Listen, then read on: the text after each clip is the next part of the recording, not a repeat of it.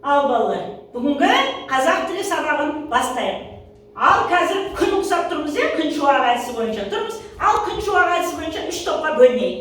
Күннің шуағы ұқсап.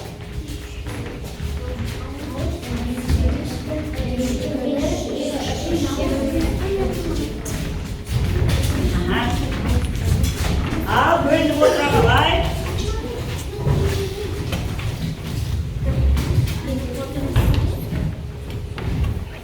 Ал орнымыздан тұрайық. Бүгінгі сабаққа көңіл күйімізді реттейік. Ал балалар, осылай әдісі бойынша сабағымызды бастайық. Көңіл күйлерің қалай? Осылай. Жүргенде қалай? Осылай. Жүгіргенде қалай? Осылай. Ойнағанда қалай? Осылай. Ұйықтағанда қалай? Осылай. Отырғанда қалай? Осылай. Бүгінгі күнге Сәттілік. азамат. Олай болатын болса, бүгінгі күнге сәттілік. Балалар, бүгінгі біздің сабағымыз ойын сабағы болмақ. Балалар, ол үшін қазір ойын сабағы болмақ. Бірінші сендерге бүгінгі сабақтың барысын түсіндіріп кетейін. Бүгін сөз таптарын табу, соның ішіндегі реттік және есептік сан есімдерді бір-бірінен естеу, ажырата алу сабағымыздың мақсаты сол. Енді бері қараңдар. Бүгін бағалау парағы бойынша тапсырмаларды, дескрипторды құрамыз, білесіңдер, сабақты толық орындаған. Бірінші тапсырманы толық орындаған оқушы 1 балл деп жазасыңдар. Екінші тапсырманы толық орындасаңдар 1 балл. Әр тапсырмаға 1 балл. Түсінікті ме? Жақсы, толық, дұрыс жауап берген сұраққа не қоямыз? 1 балда қойып шығамыз. Оны кім қояды? Оны кейде топ басшылар қояды, не? Бүгін енді өз-өзімізді бағалаймыз. Жарай ма? Сол үшін неге өзін-өз бағалау деп қойдым. Неге аты жөндеріңді толық жазасыңдар. Жарай ма, балалар? Ал, аты жөндерін жаза беріңдер. Аты жөндерін толық жазасыңдар.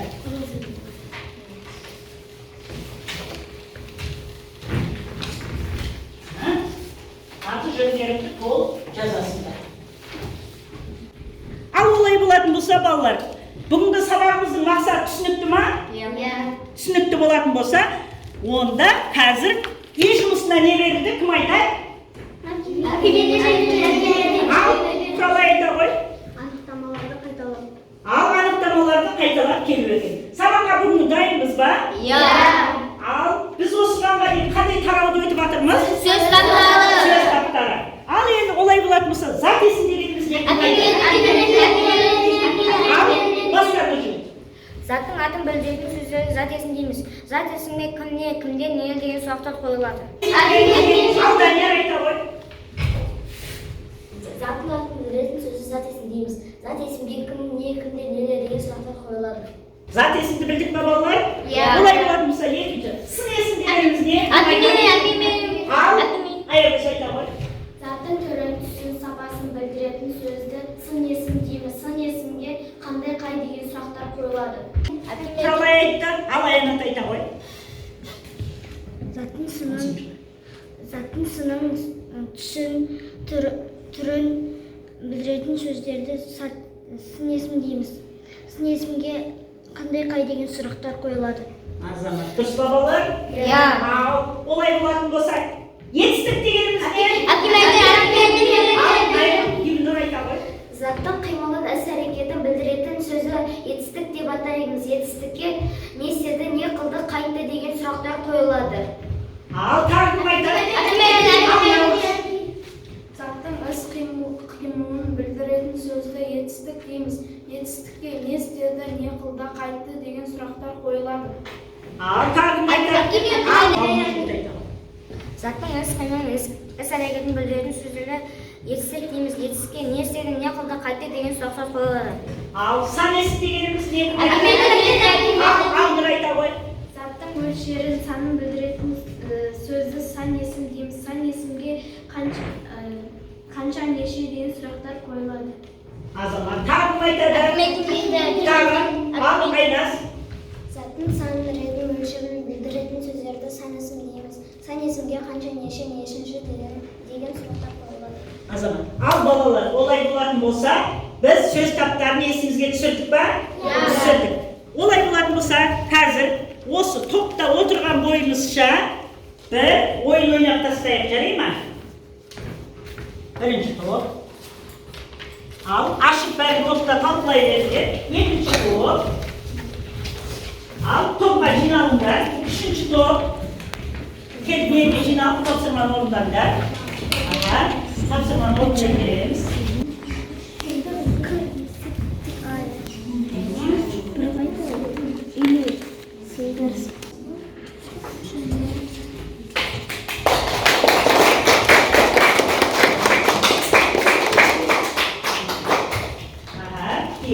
Vaktimiz neler?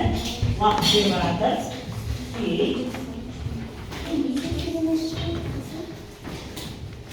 Vakti değil.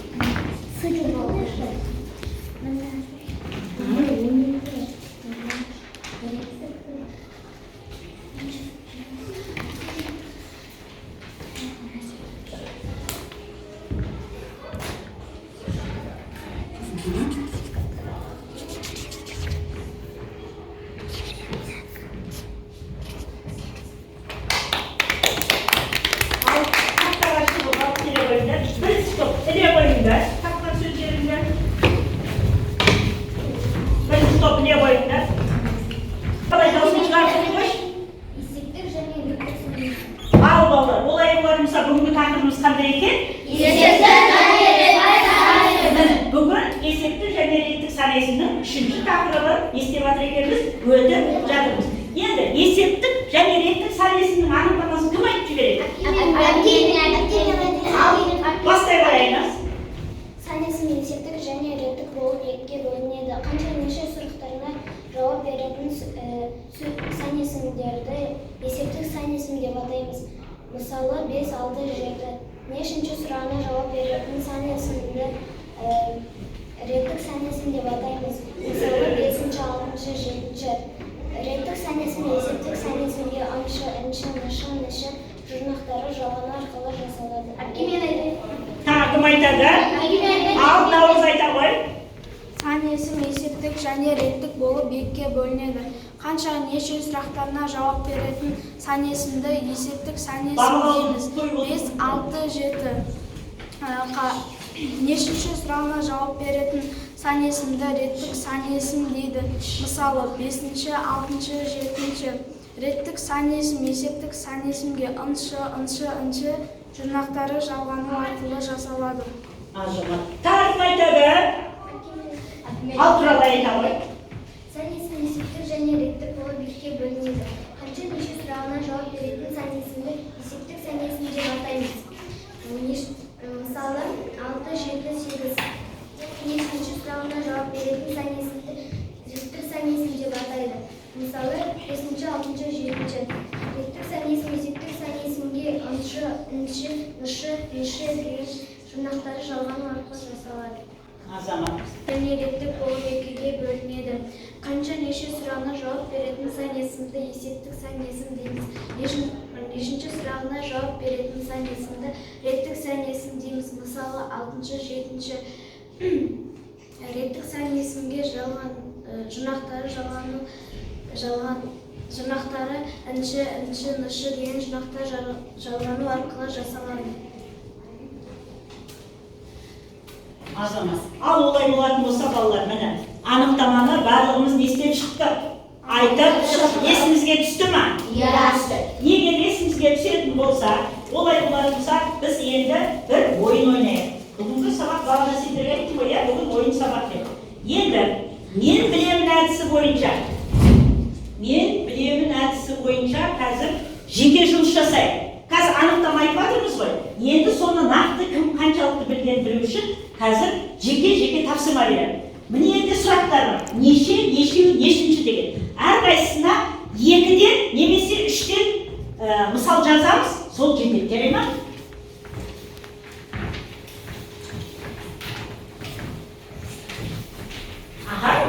Жазсаңдар да болады. Болмайды, мен жазсаңдар да жетпесіңдер.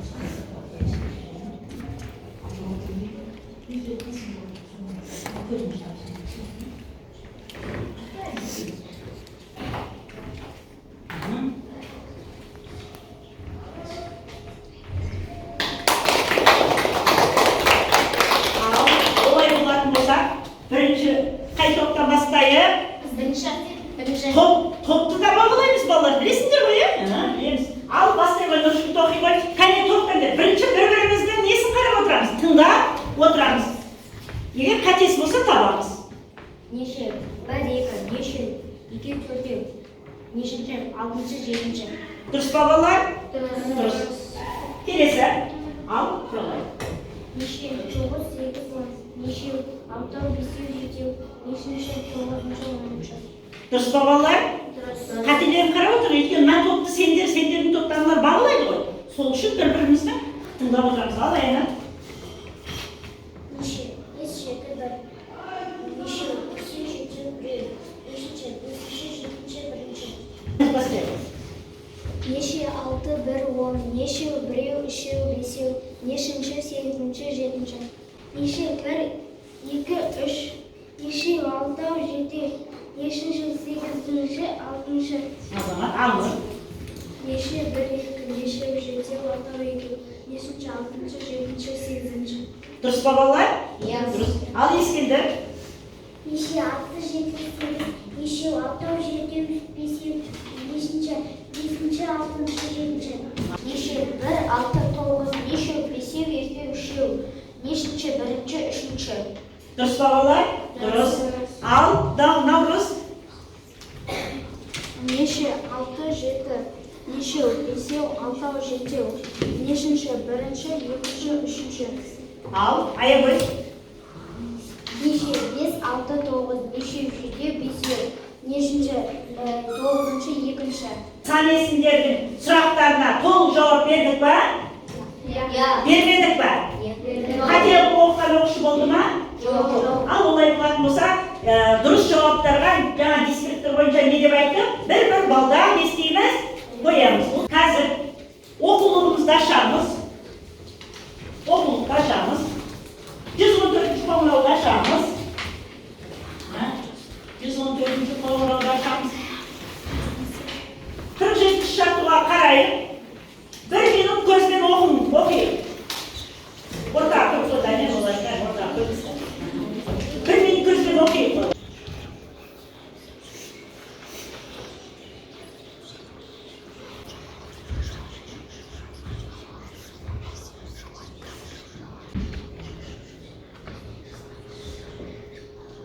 Наурыз өлеңді оқи ғой. Жауа берші жау жаңбыр, дауа көтін жанданды. Жауа берші жау жаңбыр, қаула болсын алуан гүл. Жауа берші жау жаңбыр, әрбір тамшың тамған нұр, әрбір тамшың тамғандан асып жатсын қамбаннан. Қамбаннан. Дұрыс. Қандай өлең екен? Жаңбыр. Жаңбырды білеміз ба балалар? Жаңбыр жылдың қай мезгілінде жауады? Көктемде жауады екен. Ал енді бірінші сұрақты оқи ғой. Ал Бибінұр оқи ғой. Өлеңде не туралы айтылған? Өлеңде не туралы айтылған? Жаңбыр. Бірінші топ жауап бермедіңдер ғой. Жаңбыр екі топ жауап берді. Ал Ақнұр оқи ғой. Жаңбыр жауғаннан кейін табиғатта қандай өзгерістер болады? Мен айтайын, Ал Аягөз. Гүлдер жайқалып өседі, табиғатта ауа таза болады. Дұрыс. Ал тағы кім қосады? Ал Құралай. Кемпір қосақ шығады. Дұрыс. Ал ортан қатарда? Ал Ақнұр. Ағаштың жапырағы тазаланады. Тазаланады. Тағы қосатынымыз бар ма? Наурыз. Ал айта ғой. Табанның көрігін жандандырады. Дұрыс. Тағы. Міне. Табиғатта барлығы не істейді екен? Тазарады екен, тазармайды екен жаңбыр жауғанда. Жаңбыр жерге не құяды екен? Нұр құяды екен балалар. Олай болатын болса, енді бәріміз тақтаға қарай 48-ші жаттығуды ашамыз. Сандарды сөзбен жаз дейді. Бірнеше сан берілген. Көрдіңдер ма балалар? Қане қарап шықтыңыз, қандай сандар берілді?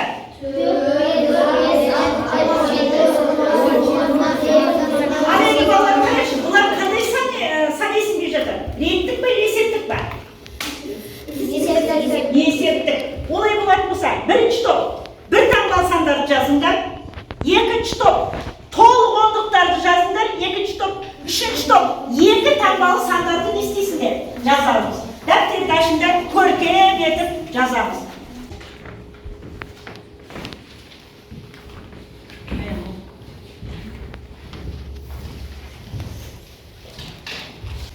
Ал олай болса, тақтамен де жұмыс жасайық. Әр топтан кім шығады? Өздерін ақылдасып, бір оқушыдан шығарыңдар.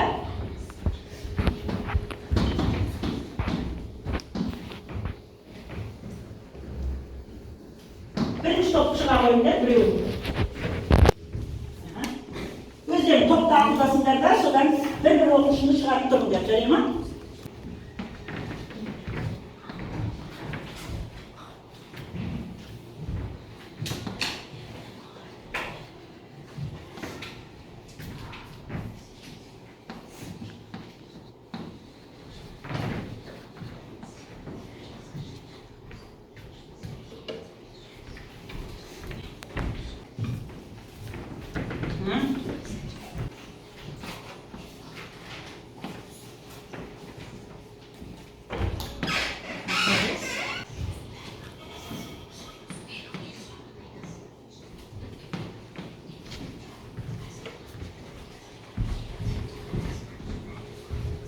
Al o kuşları karayıp. Dırış çaldılar mı? Evet. Hazır. Görkem yazdık koy. 7.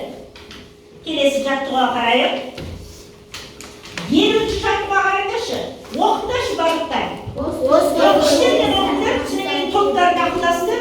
Kay top birinci altıma tepki de kol götürüp, sol top bana cevap verir. Al oku der böyle, okun der.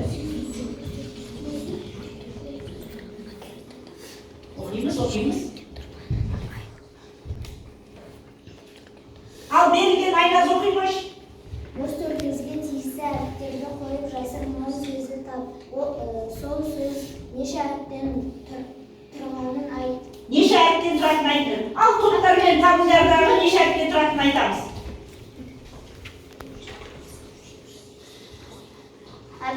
Қандай сөз шықты?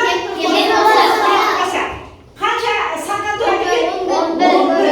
Енді осыған несінші деген сұраққа айналдырдыш? 11-ші азамат. Ал 11 дегенде сұрақ қойыңдаршы. Қанша? 11 азамат, дұрыс. 11-ші жаттыға қараймыз. Белгілен оқи қойыңдар. Ал ойлатап, оқыңдар өздері. 1 минут оқып шығамыз.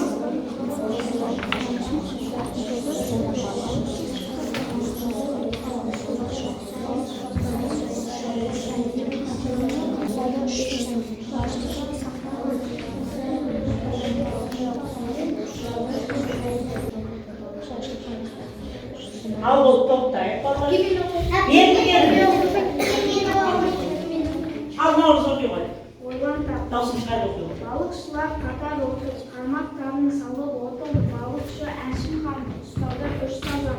Балықшы сақтаған, ұстады 4 табан. Балықшы құсайын, ұстады қос жайын.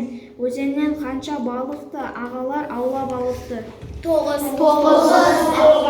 Ал енді 9 деген заңға сұрақ қойыңдаршы. Қанша?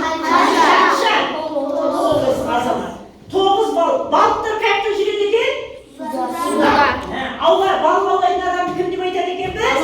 Балықшы. Балықшы кім екенін түсіндік па? Иә. Сонымен балықшы ағалар барлығы қанша балық аулапты? 9 балық аулапты. Ал олай болатын болса балалар, енді қане орнымыздан тұрайық. Сергіту сәтін жасайық. Қазір бірінші дайындалып алайық. Сергіту сәтін қазір жасайық.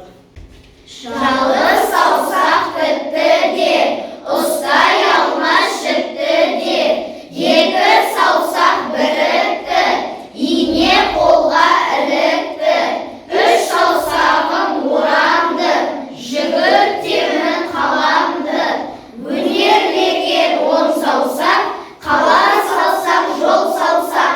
Отыра қойды. Ал енді олай болатын болса, қазір тағы бір ойын ойнайық. Ойын ойнамас бұрын тақтаға шығып 3 топқа бөліне қойыңдар.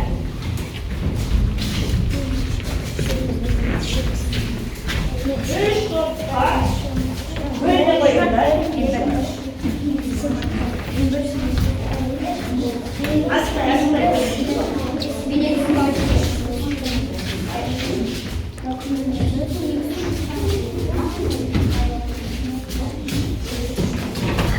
Ал, топқа бөлініп па, енді қараңдар беріп алды. Қазір бітесіңдер. Бұл жерде сөздерді, бұл жерде мен саған, сен маған деген әдіс. Өйткені бір-бірімізден естейміз.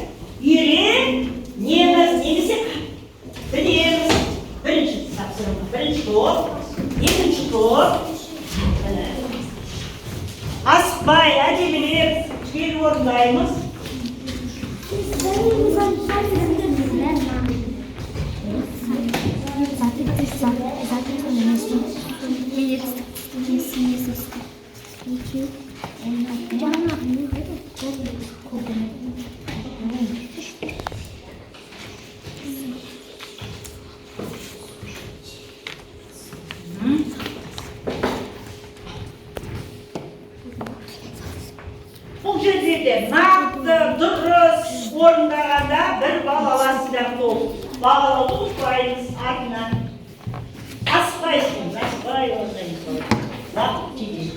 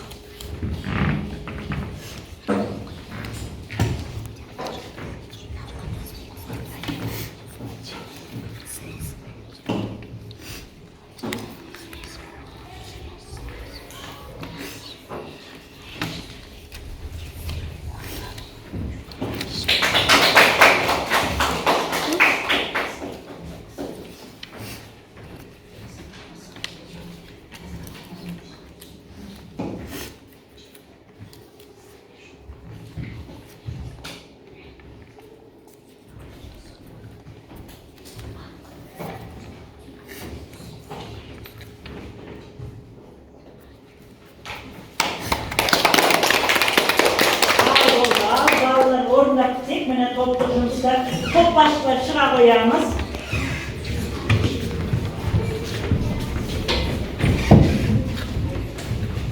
Al böyle toplarımızı otura koyarız.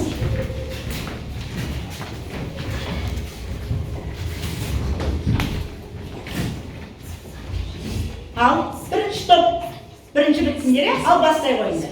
Sözlerini topqa bölüp jaz. Zaten Sulayın oturup Aqlga yetishdim. O'ynab yurdi, o'qidi keldi. Singesim, ademi so'poq suvi biik. Sanyesim 2 14 1 8. Dürüst babalar, hazır başka tuttular tınlaq koyun. Yedinci top okuy koyunlar. Zatesim көкжиңнен аққу түйіп дәптерлер етістік жүзді келді ойнап оқыды.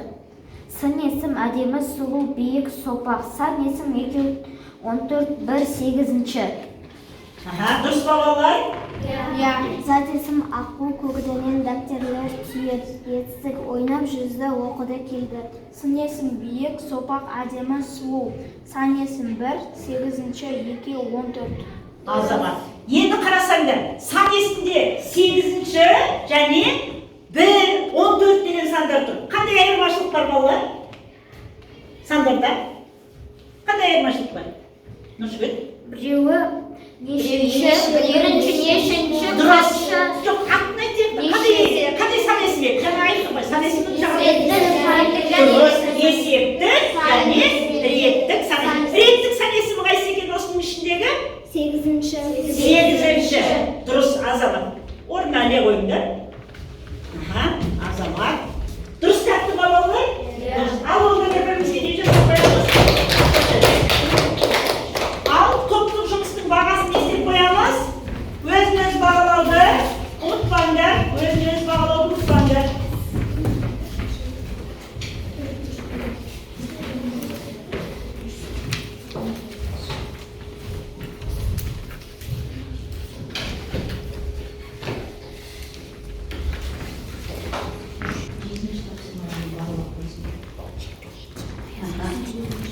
Al balalar, olay bulak bolsa, oyunumuzu arayı жалғастырайық. Oyunun anlatır mı sendерге балалар? Өз-өзіміз бағалап біттік па? Ал өз-өзіміз бағалап бітсек, тақтаға шығамыз. Тағы да штопқа бөліне қойыңдар.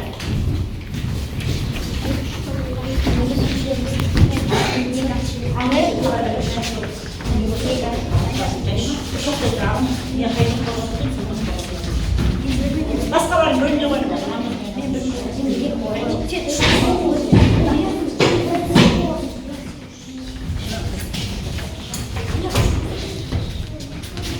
Al boklar. Al balık. Bu oyunda nasıl bulaya salar? Oylar böyle istip atalar diken. Oylar böyle istip atalar diken. Olay bulan olsa birinci top. Birinci okundan жақсылап, екінші топ, bir жаққа топ басшылардың қасына жиналыңдар. Birinci тапсырманы жақсылап оқыңдар, birinci оқыңдар берген. Айназ birinci оқыңдар. Асықпаңдар, birinci оқыңдар. Birinci оқимыз.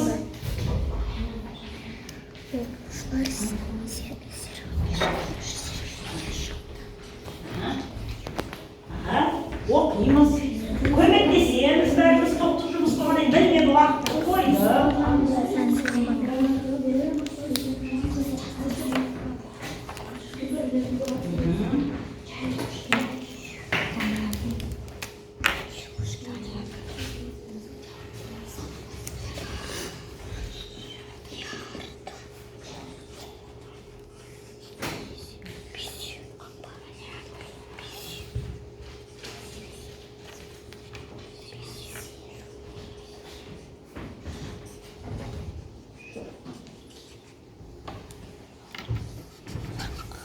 Aslan yazılar.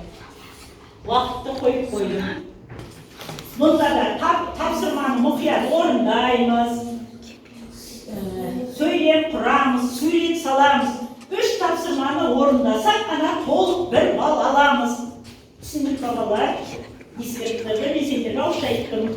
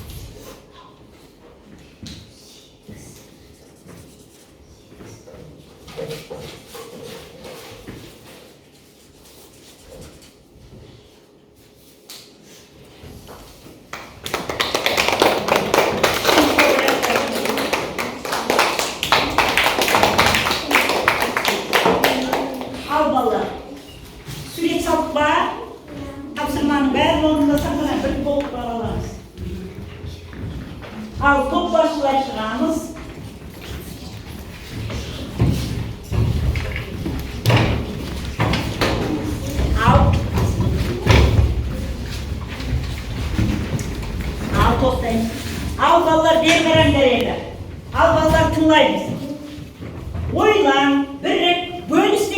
қой, бері қараңдар. Өйткені бір топ ребус шешті, бір топ сөйлем құрады, бір топ сандар бойынша сөздер тапты.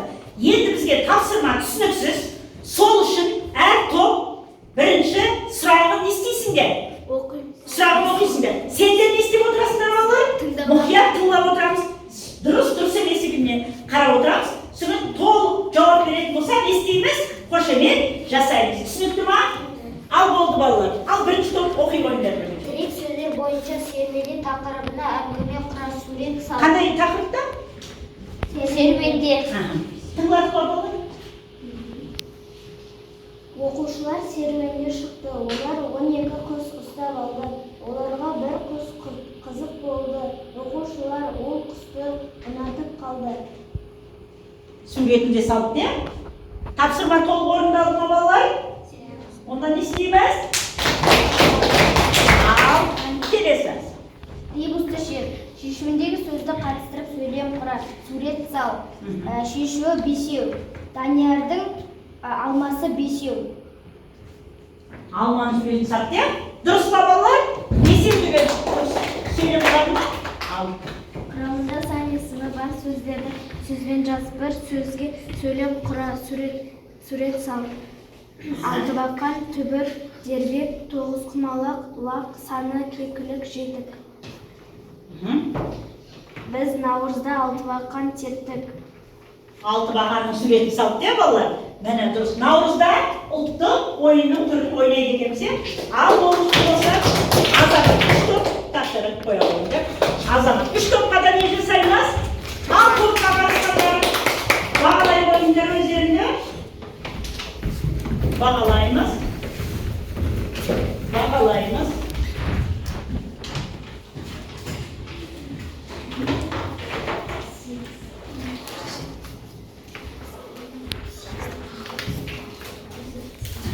Сегізінші тапсырма. Бармадыңдар ма?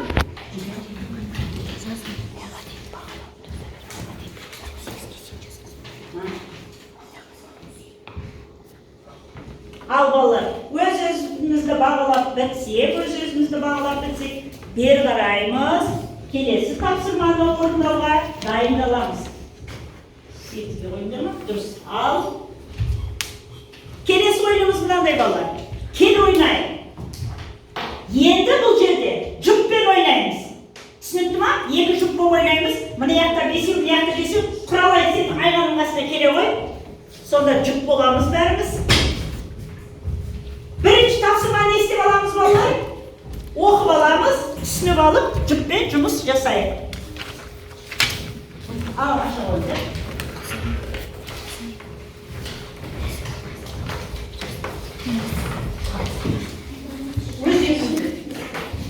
Жұп тұрсыңыз ба?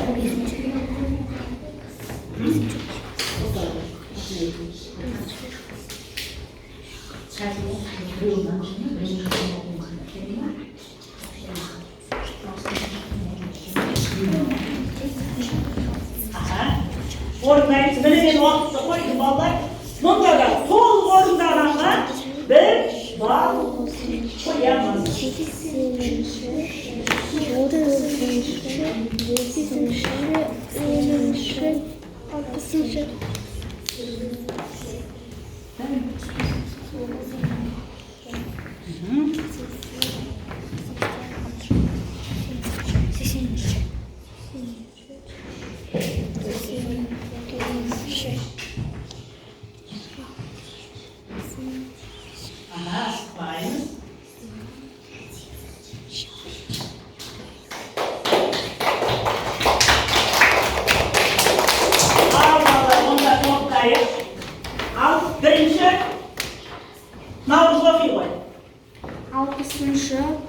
3-ші, 7-ші, 50-ші, 1-ші, 6-ші, 8-ші, 9-ші, 80-ші, 30-ші,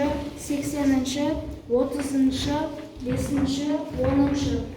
Солай бабалар, ал келесіден зимінір оқи ғой. 6-ші, 10-ші, 5-ші, 30-ші, 80-ші, 9-ші, 8-ші, 6-ші, 1-ші, 50-ші, 7-ші, 3-ші. Al, kelesi ayak uzak yok. 60-шы, 3-ші, 7-ші, 20-ші, 20-ші, 1-ші, 6-ші, 8-ші, 9-ші, 80-ші, 30-ші, 5-ші, 10-ші, 60-ші. Al, aynen uzak yok.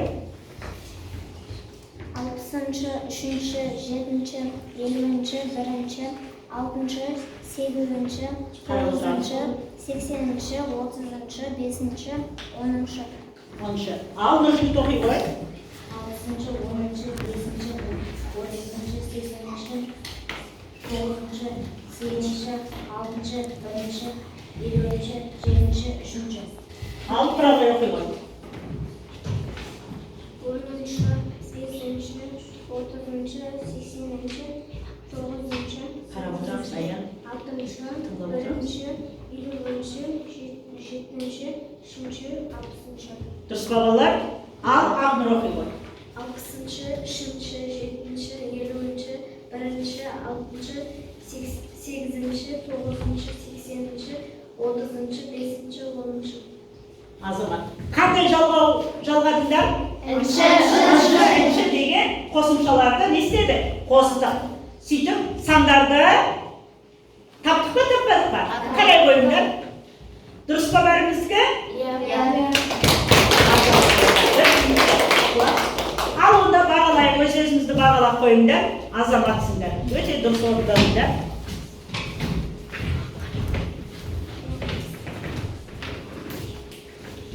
Өз-өзімізді бағалап қояйық. Өз-өзімізді бағалап қояйық.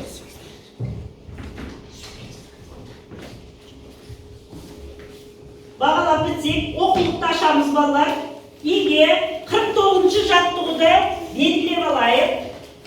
Үйге 49-шы жаттығуды белгілеп алайық. 49-шы жаттығуды. Белгілеп алып па? Белгілеп алыңдар. Олай болатын болса, енді балалар сабағымызды қорыту үшін тақтаға шығайық. 2 топ болып бөлініңдер. 2 топ болып бөлініңдер. Аспай, 2-ге бөлініңдер. Лай, ұсап тұрасың. Болды көсеуді басың. Наурды не береді?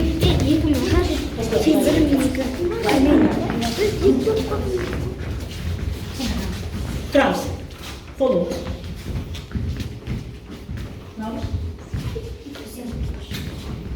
Енді бүйтесіңдер.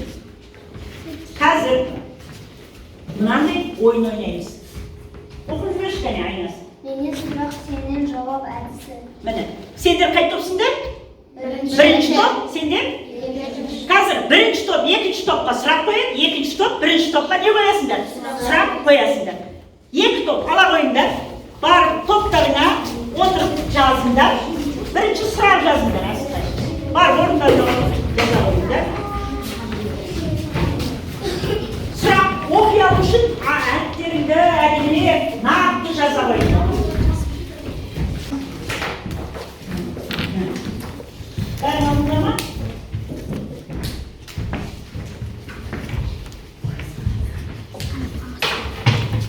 Бәріне жетті ма?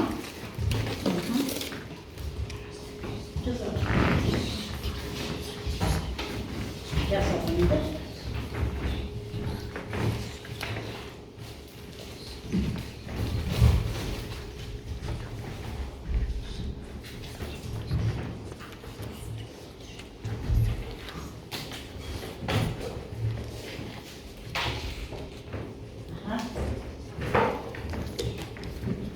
Al bitkimiz сұрақты тез-тез саламыз. Кел орнымызға тұра қаламыз.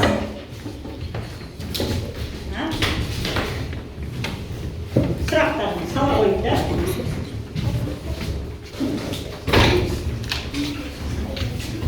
Қоңсақ тұра қаламыз. Қоңсақ тұра қаламыз.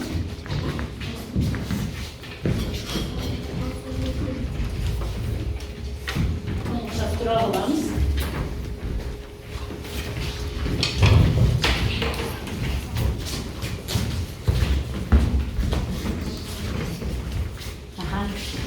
Тұра қаламыз. Енді мыналарға бере қойыңдар. Ал бір сұрақтан алыңдар. Біреуден алсын.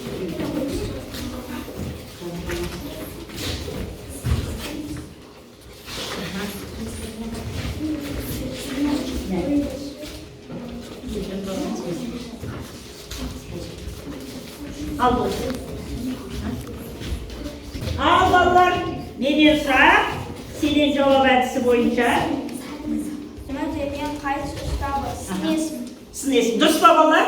Егер балалар дұрыс болса дұрыс, дұрыс емес болса дұрыс емес деп жауап беріп тұрамыз. Түсінді ме? Нақты сұраққа жауап береміз. Етістік дегеніміз не? Заттың іс-әрекеті, іс-қимылын білдіретін сөзді етістік дейміз. Етістікке не істеді, не қылды, қайтты деген сұрақтар. Әдемі қай сөз табы? Сын есім. Дұрыс. Дәл қай сөз табы? Аха. Дұрыс. Сопақ қандай сөз табы? Сын есім. Дұрыс. Бүгінгі ойын ұнады ма? Иә. Тұра қоямыз орнымызға. Бағалай қоямыз. Қанша барлығы бал болған есептеп жазыңдар. Қанша бал болған есептеп жазыңдар. Қанша бал болған есептеп жазыңдар.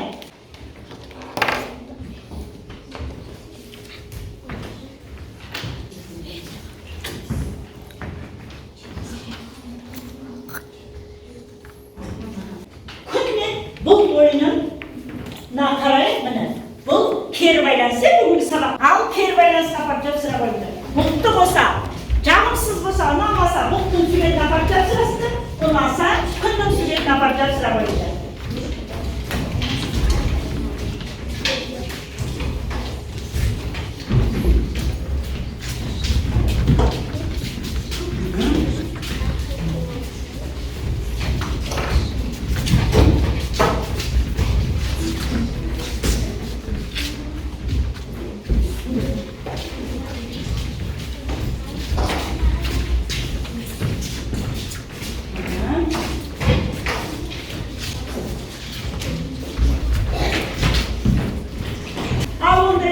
Балалар аламыз. Өз-өзімізді бағаладық ба?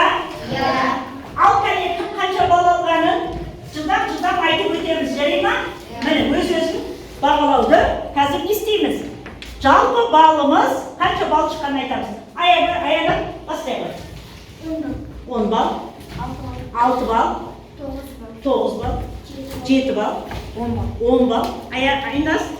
10 бал. Екінші топ айта беріңдер. Аян? 10 бал. Алнұр, Ескендер? Даня? Бибнұр? 10 бал. Наураз? 10 бал. Алтынай? Айғаным? 6 бал. Ибрат? 7 бал. Аягөз? 10 бал. Міне. Ал олай болатын болса балалар, өз-өзіміз бағаладық па? Бағаладық. Артына маған жинап бересіңдер, мен де күнделікте бағаларымды істеймін, қоямын. Енді олай болатын болса балалар, қазір топты бағалайды. Bir айтылым, тыңдалым, оқылым, жазылым, 4 дағдыны орындадық па бәріміз? Орындадық. Олай болатын болса 4 дағдыға да бәрін жақсы қатыстыңдар. Топтық жұмыс, жеке жұмыс, жұптық жұмысқа да жақсы атсалыстыңдар, көркем жаздыңдар.